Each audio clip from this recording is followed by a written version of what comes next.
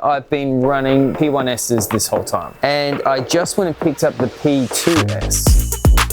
So my first P1S I've had for now 2 years. It's honestly, I haven't had to do that much to it. It's been pretty amazing.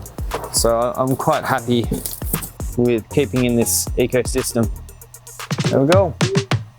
So one of the other things too, with all of my printers, because I have so many of them running all the time, I've set up a ventilation system that runs in between all of them. Because of that, the first thing I usually print is the exhaust system.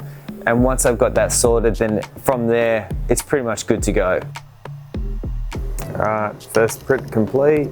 I went and printed it in PETG, so it looks pretty good. First print, straight out of the box. Perfect print to go start with. Still got to print the rest of it, but yeah, I think this is going to be an easy add to the workflow. First P1S here, I've got just a 0.2 nozzle on, and I keep that on all the time. Anything I'm printing that's deck related or the Mini VX keys is all done on this dedicated machine. The thing that's going to change it is that with this P2S, I can go and actually hot swap those nozzles a bit more. So I think that's going to open up a bit more opportunities.